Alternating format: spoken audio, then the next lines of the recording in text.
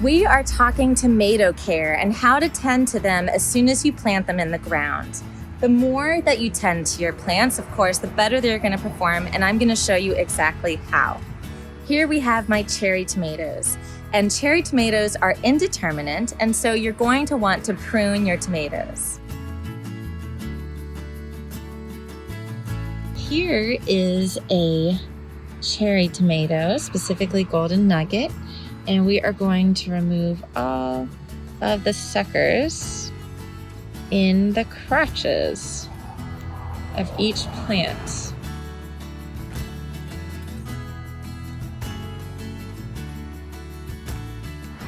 Up until the second set of flowers. It's important to do this early on so that way you don't have really wild, out of control bushes. This also helps with aeration. I like to squat down and look at my plants. When you look at this angle, you can find more irregularities. You can see the shadows of caterpillars, so it's easier to catch your caterpillars from this view. This is also why I like my 2-foot tall raised beds. Fertilizing your tomatoes, feeding them is very important. I always top dress my raised beds with compost annually to help build up soil health, but when the tomatoes are planted, I do more. I plant with a tomato and veggie specific fertilizer, but tomato is most important for the calcium and magnesium to prevent blossom end rot.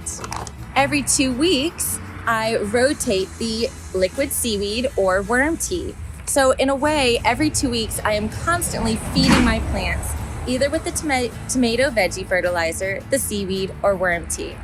I'm keeping an eye out for disease. If it's viral or bacterial, I'm gonna have to take out my plants. It's really sad and tough to do this, but it's imperative to have a healthy garden moving forward.